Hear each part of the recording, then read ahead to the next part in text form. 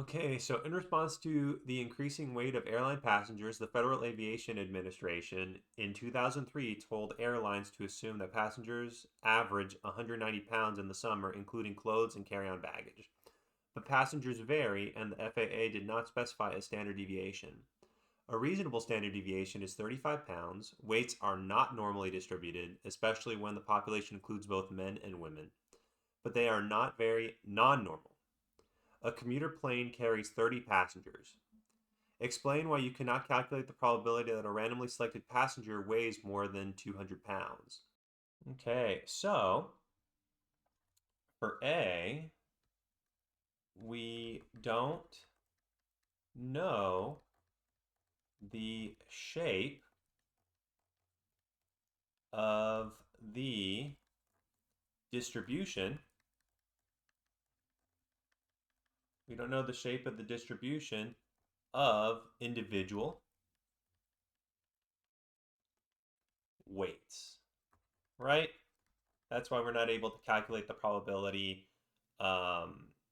the probability that an individual would be bigger than 200, right? But for B, we want to find the probability that the total weight of the passengers on a full flight exceeds 6,000 pounds. And we're able to do this by using the Central Limit Theorem and restating the problem in terms of mean weight. Okay, so for B, let's let W equal total weight, right?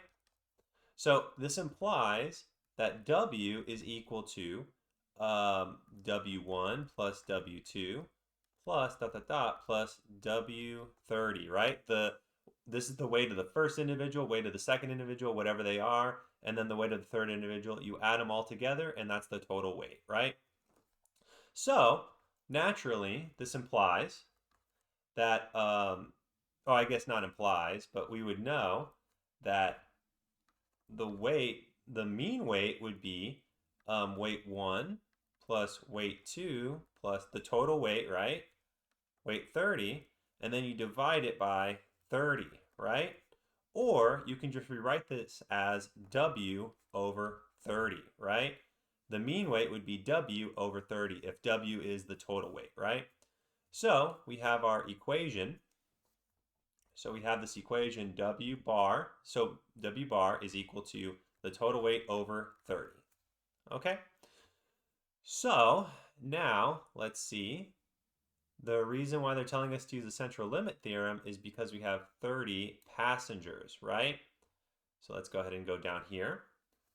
N is bigger than or equal to 30 implies by the central limit theorem that W bar, right, is approximately normal. So approximately normal, where we have the mean of W, right?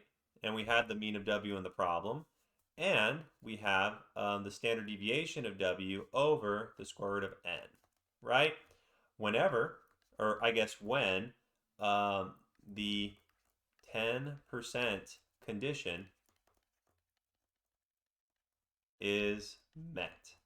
So we have, by the central limit theorem tells us that if our sample size is bigger than or equal to 30, then we know the mean of whatever we're dealing with is approximately normal, where the mean of that original random variable is the same, right? And then the standard deviation of the mean would be the standard deviation of that original variable W over the square root of the number in the sample. Okay, but this only works when the 10% condition is met. So let's figure that out. So 10% condition. So this is when n is less than or equal to 1/10 of big N, where big N is the number of airline flyers, right? What's our population? Total airline passengers, right? So airline passengers. So all airline passengers. Number of airline, or I guess all, right? All airline passengers. So clearly our n is 30, right? So 30 is going to be less than a tenth of n, or we can write this as 300 is less than or equal to n, right? And that clearly checks because there's definitely more than 300 airline passengers, right? So the 10% condition is met. So this implies that W bar is approximately normal where our mean of W, the mean of the weights was 190, right? 190. And the standard deviation for the weights was 35, all right? So it would be 35 over the square root of 30, which is approximately 6.3901. Okay, so now we have this. So remember, we wanted to figure out what's the probability of the total weight of passengers exceeds 600 or 6,000, right? 6,000. Okay, so we're wanting to find the probability that the total weight exceeds 6,000. Well, we know that we need to get it in terms of W bar, right? So what I can do is I can divide both sides of this by 30. So this is the same thing as the probability of W over 30 is bigger than, so 6,000 divided by 30 is 200. And now W over 30, we know that's equal to W bar, right? And we know W bar is approximately normal with these with this mean and this standard deviation. So we can standardize this. So this is Z bigger than 200 minus 190 over 6.3901. And this is equal to the probability that Z is bigger than 1.56.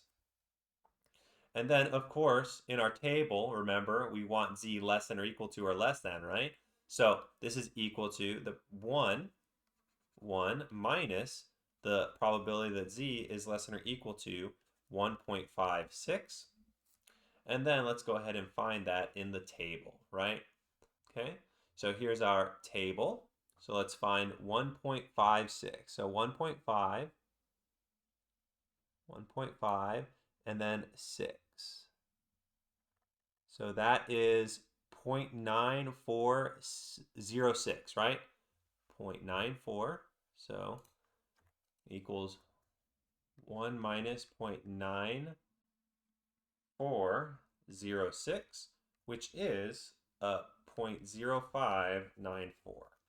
So this tells us there is about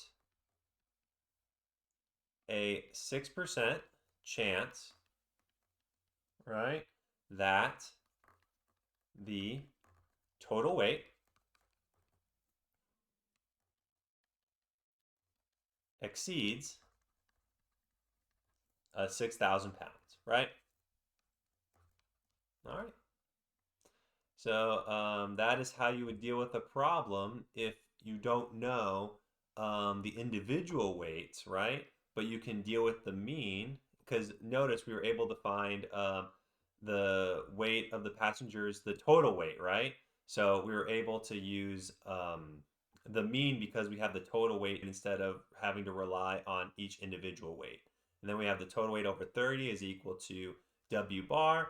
And then since we're dealing with more than 30, more than or equal to 30 passengers, right? We're able to use the Central Limit Theorem and then find the probability that the total weight is bigger than or whatever.